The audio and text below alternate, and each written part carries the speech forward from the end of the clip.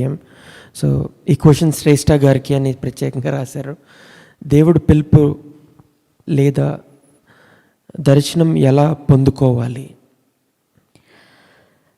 మరి నా మట్టుకైతే నాకు తెలిసింది ఒకటి ఏంటంటే అండి, దేవుడు అనేక రకాలుగా తన ప్రజలతో మాట్లాడతాడు, తన పిలుపును తెలియజేస్తూ ఉంటాడు. ఒకటి కొన్నిసార్లు దర్శనం ద్వారా, కొన్నిసార్లు దేవుని యొక్క స్వరము ద్వారా, కొన్నిసార్లు వాక్యం ద్వారా, కొన్నిసార్లు అభిషేకించబడిన దైవజనుల ద్వారా, కొన్నిసార్లు మరి బయట జరిగే పరిస్థితులు, మన జీవితంలో కొన్ని పరిస్థితులను అనుమతించి మరి దేవుడు మనతో మాట్లాడుతూ ఉంటాడు, నువ్వు దీన్ని చేయాలి అని చెప్పి. నా వరకు అయితే నేను చెప్పాలి అంటే మరి నన్ను దేవుడు అభిషేకించిన రీతి, లేకపోతే నన్ను పిలుచుకున్న రీతి ఏంటంటే అండి, మరి పుట్టక మునుపే డాడీ వాళ్ళకి మా పట్ల వాగ్దానం ఇచ్చాడు దేవుడు, నీకు పుట్టిన వారిని ఆశీర్వదించదును, నీ సంతతి మీద నా ఆత్మను కృమ్మరించదును అని. The same promise that came for our child. Like మేము ప్రెగ్నెంట్ అని తెలియక మునిపే ఇటువంటి వాగ్దానం మా పట్ల దేవుడిచ్చాడు, బిడ్డ పట్ల దేవుడిచ్చాడండి. మరి అలాగే నేను పుట్టక ముందే అటువంటి వాగ్దానం ఇచ్చినప్పుడు చిన్నప్పటి నుంచి కూడా పాటలు పాడుతూ ఇవన్నీ చేస్తూ ఉండేదాన్ని. ఆ విధంగానే నన్ను పెంచారు, భక్తిలో పెంచారు. పెంచుతూ ఇంకా చదువుతూ ఉన్నప్పుడు మనకి రకరకాల ఆశలు ఉంటాయి కదండి. చదువుతున్నప్పుడు డాక్టర్ అవ్వాలి, ఇంజనీర్ అవ్వాలి, ఇటువంటి ఆశలన్నీ ఉంటాయి కదా. అయితే ఆ విధంగానే మరి మా మమ్మీ నన్ను డెంటిస్ట్ చేయాలని అనుకుంటా ఉన్న సమయంలో ఐ హ్యాడ్ అనదర్ కాలింగ్. నేను ఒక మీటింగ్కి వెళ్ళి వచ్చిన తర్వాత నేను మా తమ్ముడు ఇద్దరు కూడా ఆత్మచేత నింపబడిన వారమై ఏడుస్తూ మేము మా డాడీ దగ్గరకు వచ్చి, డాడీ మాతో దేవుడు మాట్లాడుతున్నాడు, మేము సేవ చేయాలని అనుకుంటున్నాం అని చెప్పి. ఆల్రెడీ దేవుడు మాట్లాడాడు, నువ్వు ఆర్కిటెక్చర్ ఈ పర్స్యూ చేయమని. మరి చదువు లేకుండా సేవలోకి వస్తే we should have that knowledge కదండి, ఈ లోకరీత్యా మనకు జ్ఞానం ఉండాలి. అందుకే నేను చదువు ఫినిష్ చేసుకొని సంపూర్తిగా సేవలోకి వద్దాం అనుకుంటున్న సమయంలో మరి దేవుడు స్పష్టంగా తన పిలుపు చేత, నువ్వు చిన్నవాడివి అని చెప్పొద్దు, నువ్వు నా యొక్క మాట ప్రతి ఒక్కరికి చెప్పాలని. ఇర్మియా గ్రంథం 1వ అధ్యాయంలో నీవు పుట్టక ముందే నేను నిన్ను అభిషేకించాను, నిన్ను వాడుకుంటానని చెప్పి సుహాస్ పట్ల, నా పట్ల తన యొక్క పిలుపుని తెలియజేసినప్పుడు we did not back of.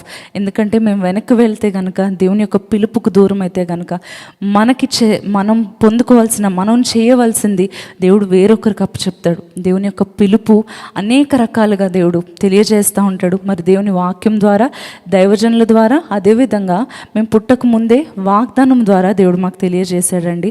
మరి that is how much I can tell you.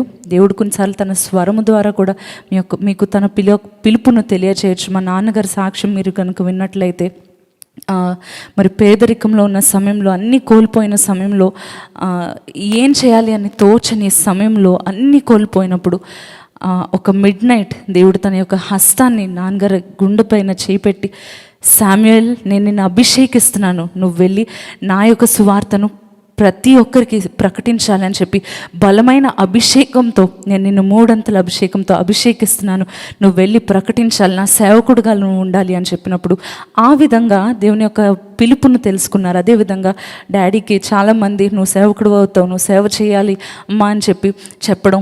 అదేవిధంగా కొన్ని పరిస్థితులను బట్టి అని నేను అన్నాను కదండి.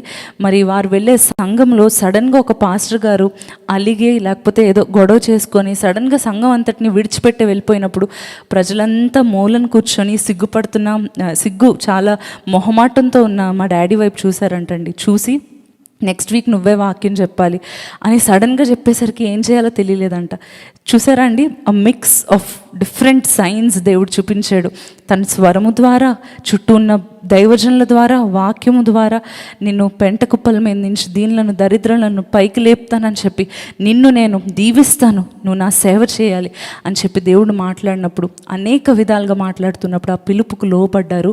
ఈరోజు అనేక లక్షల మందికి, కోట్ల మందికి ప్రపంచవ్యాప్తంగా దీవెనకరంగా ఉన్నారు. నేను కూడా ఆ విధంగా పిలుపుకు లోబడ్డాను. అదేవిధంగా చాలామంది అంటున్నారండి, మీరు ఎలా చెప్తారండి, మీ గర్భంలో ఉన్న బేబీ సేవకుడు అవుతాడో సేవకురాలు అవుతుందా అని మీరు ఎందుకు చెప్తున్నారో అని చాలామంది అడుగుతున్నారు. దేవుడు బిడ్డను ఇవ్వక మునుపే, ఇంకా నేను ప్రెగ్నెంట్ అని తెలియక మునుపే బిడ్డను అభిషేకించి పంపిస్తున్నాను, నీ సంతతి మీద నా ఆత్మను కుమ్మరిస్తున్నానని చెప్తున్నాడు. And that is such a great sacrifice కదండి. చాలామంది మీరు ఎందుకు గోల్డ్ పెట్టుకుంటున్నారు ఇవన్నీ అడుగుతూ ఉంటారు. ఒక్కొక్కరు ఒక్కొక్క సమర్పణ చేసుకుంటారు కదా. అలాగా మా బిడ్డను మేము ఉన్నతమైన చదువు చదివించి మేము అది చేయాలి ఇది చేయాలని కానీ, లేకపోతే చాలా రిచ్ అవ్వాలి మా బేబీ, లేకపోతే అది చేయాలి ఆ ఉన్నత స్థానంలో ఉండాలని ఆలోచించట్లేదు. కానీ వాడు లేకపోతే ఆ పాప ఎవరైనా సరే వారు కూడా బలమైన దేవుని సేవలో దేవుని కోసం పనివారిగా ఉండాలని మేము సమర్పించుకుంటున్నామండి. అది కూడా ఒక ఆఫరింగ్ అని మేము అనుకుంటా ఉన్నాం. We do not consider it great, we consider it a great offering for the lord. అంతే అండి. మీ పిలుపుని మీరు తెలుసుకోవాలంటే దేవుని సన్నిధిలో మీరు కనిపెట్టండి, అభిషేకం కోసం అడగండి, దేవుని అడగండి, దేవుని వాక్యం కొరకు అడగండి. అండ్ ఇంకొకటి కూడా అండి, మీకు దర్శనం వచ్చింది అనుకోండి, that vision should align with the word of God. మీరు ఎప్పుడైతే దేవుని వాక్యం ధ్యానిస్తూ ఉన్నారో మీకు వచ్చే దర్శనం అది కలో లేకపోతే దేవుని నుంచి వచ్చిందో అనేది మీరు స్పష్టంగా తెలుసుకోగలుగుతారు. So this is such a big topic, we can not cover it so quickly. So that's what I can tell you. Praise God.